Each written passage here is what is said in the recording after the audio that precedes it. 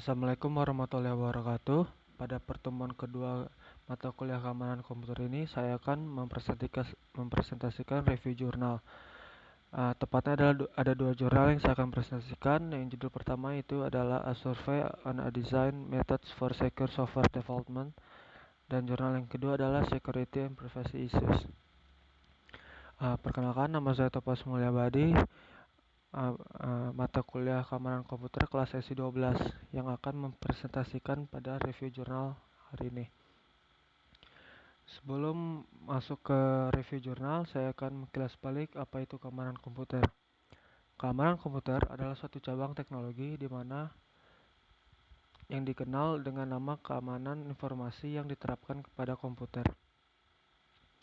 Let's start with the first set of presentation dengan judul A Survey on a Design Method for Secure Software Development.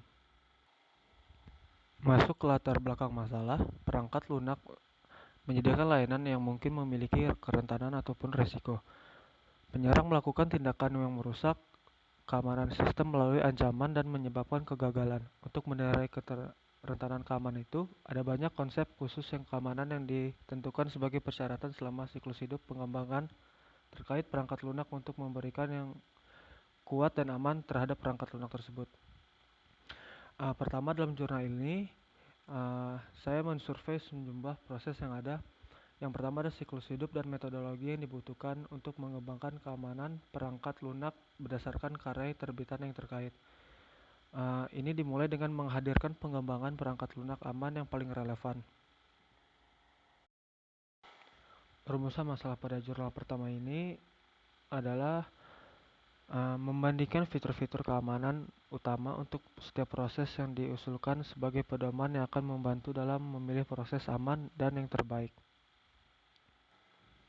Untuk tujuan penelitian pada jurnal pertama ini adalah untuk mengungkapkan informasi kepada orang ataupun program yang berwenang untuk memiliki akses ataupun authority.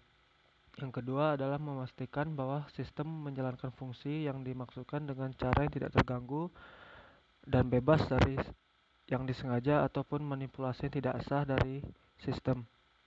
Yang tujuan ketiga adalah memastikan sistem bekerja dengan secara langsung apapun segala dan layanan tidak ditolak untuk pengguna yang berwenang. Metodologi penelitian yang digunakan adalah deskripsi kualitatif, yaitu data yang dikumpulkan berupa kata-kata, gambar, dan bukan angka-angka.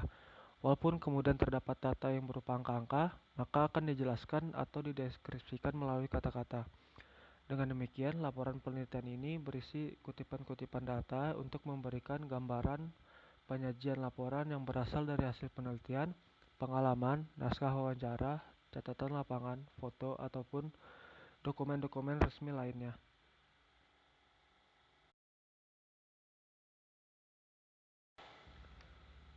Hasil penelitian pada jurnal ini memastikan bahwa perubahan yang dilakukan pada suatu sistem tidak membahayakan keamanannya. Oleh karena itu, signifikansi tinggi dan minat dalam pendekatan semacam itu akan terus meningkat. Perubahan mungkin karena kebutuhan bisnis baru, peraturan baru, dan teknologi baru. Mengklasifikasikan teknik pengujian regresi menjadi 3 kategori. Yang pertama adalah minimalisasi rangkaian uji. Kedua adalah kasus uji prioritas dan pemilihan kasus uji. Dan ketiga adalah meminimalisasi rangkaian pengujian berupaya mengurangi ukuran rangkaian pengujian dan menghilangkan kasus pengujian yang berlebihan dari rangkaian pengujian.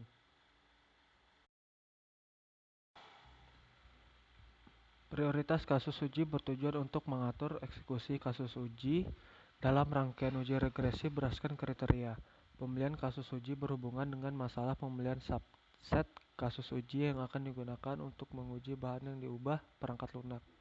Hasilnya menunjukkan bahwa sebagian besar tidak termasuk aktivitas keamanan di semua fase perkembangan. Proses MSSDL dan KLASP mencakup lebih banyak aspek keamanan pengembangan perangkat lunak. Dalam jurnal ini juga merangkum kumpulan bahasa spesifikasi yang digunakan untuk mengidentifikasi serangan dalam perangkat lunak dengan daftar keunggulan dan kerugian masing-masing. Kesimpulan dalam penelitian pada jurnal ini adalah memilih proses pengembangan perangkat lunak aman yang sesuai merupakan hal yang menantang bagi pemangku kepentingan untuk membuat keputusan mana yang akan digunakan tanpa mengetahui perbedaan di antara keduanya. Jurnal penelitian ini mensurvei serangkaian proses siklus hidup pengembangan perangkat lunak yang aman, memberikan gambaran singkat untuk masing-masing dan membandingkannya di antara mereka sesuai dengan aktivitas yang aman yang termasuk di setiap fase-fase.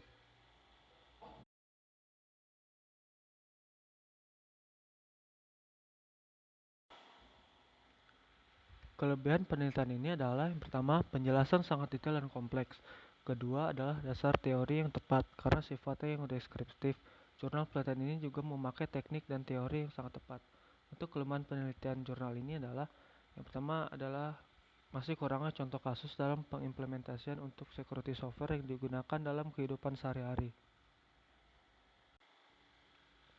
Tindak lanjutnya adalah sebaiknya peneliti ataupun penulis pada jurnal ini dapat menjelaskan contoh kasus ataupun pengimplementasian penulisan ini secara rinci dalam pengembangan software untuk kehidupan sehari-hari. Kemudian tujuan dan hasil penelitian ini harusnya lebih jelas arahnya. Dikarenakan penjelasan dasar teori yang sangat detail dan kompleks, sangat disayangkan juga untuk pengimplementasian penelitian ini tidak terserap dalam kehidupan sehari-hari, di mana di era 4.0 ini software dan internet menjadi kebutuhan yang sangat primer.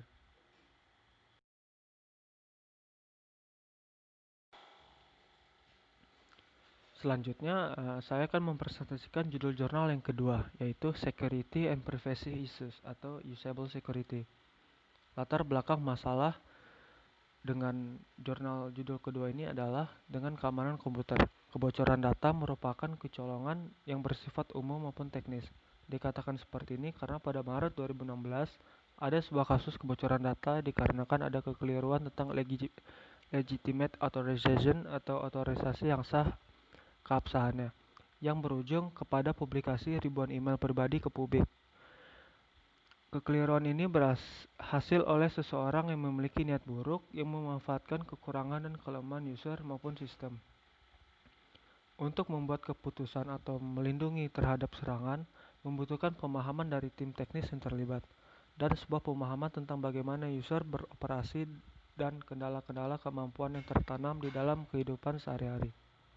Namun, tren untuk membuat mengamankan komputasi sistem ini lebih sulit karena diperlukan waktu untuk memahami rumitnya teknologi sebagai pengambil keputusan yang aman. Sementara pada waktu yang sama, interaksi langsung dengan sistem ini lebih jarang dan sedikitnya antarmuka teknologi di lingkungan kerja. Rumusan masalah pada jurnal kedua ini adalah membuat keputusan serta mengamankan sistem komputasi sebagai pemahaman tentang bagaimana user dapat beroperasi dalam kesehariannya. Untuk tujuan penelitian ini adalah untuk mengetahui tindakan dan kontrol terkait keamanan komputasi sistem yang efektif. Yang kedua adalah untuk mengetahui rancangan keamanan komputasi sistem yang efektif.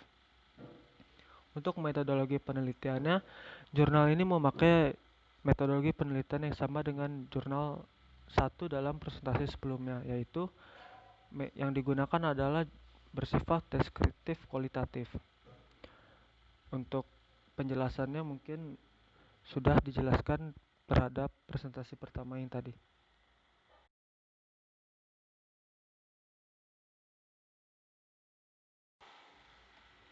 Hasil penelitian pada jurnal ini adalah yang pertama adalah inspeksi TSL. Inspeksi TSL ini menggambarkan beberapa sering dan kepedulian tentang berapa banyak organisasi besar yang mencegat koneksi web enkripsi ataupun koneksi SSL dan TLS, yang menggambarkan pengukuran seberapa sering hal ini terjadi dan juga menggambarkan bagaimana masyarakat umum beraksi dalam inspeksi ini. Yang kedua adalah merancang privasi efektif melalui kontrol pemberitahuan, menggambarkan bagaimana usaha untuk meningkatkan keamanan komputasi dengan cara website dan organisasi menyediakan pemberitahuan keamanan, menganalisa keberadaan notifikasi keamanan dan mengidentifikasikan beberapa alasan kenapa pemberitahuan tersebut gagal sebagai tujuan, dan merancang framework untuk merekalkulasi peningkatan secara signifikan. Yang ketiga adalah menyeimbangkan keamanan dan kegunaan dalam email transkripsi, menggambarkan bagaimana pengguna non-ahli memahami email transkripsi ujung ke ujung atau end-to-end dengan melakukan studi pengguna untuk membandingkan model pendaftaran yang menggunakan model yang cukup terkenal di era sekarang dengan cara yaitu A Pretty Good Privacy atau PGP, dan menggambarkan di mana seseorang user dapat memahami alasan tentang pertukaran kunci secara efektif dan menyediakan alasan yang kuat untuk menggunakan atau memakai implementasi dari sistem komunikasi transkripsi yang efektif. Kesimpulan dari jurnal yang kedua ini adalah user sebagai pengelola keamanan komputasi yang belum terlaksana secara efektif dengan hasil penelitian yang disebabkan adanya kendala-kendala sebagai berikut. Yang pertama adalah tidak membiasakan tren untuk membuat sistem komputasi yang lebih aman. Yang kedua adalah mengambil keputusan tanpa ada pemahaman dari tim teknis. Yang ketiga adalah kurangnya kepedulian untuk mengetahui aliran data yang tercegat. Keempat adalah melawan kebijakan-kebijakan yang ada tanpa memahami alasan yang valid tentang pertukaran kunci atau password secara efektif.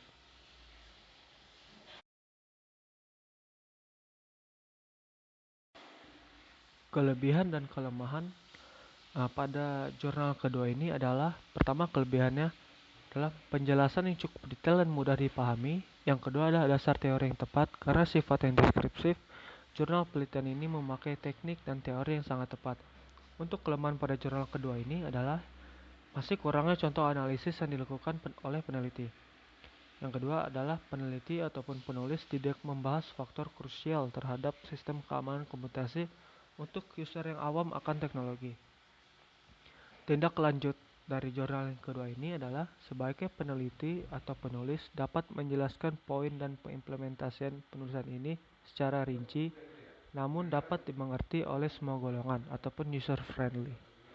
Kemudian tujuan dan hasil penelitian harus lebih jelas arahnya, dikarenakan penjelasan dan dasar teorinya yang cukup detail dan ringkas, tetapi akan sangat sayangkan implementasiannya dan hasil pembahasan tidak seperti dasar teori dan penjelasannya.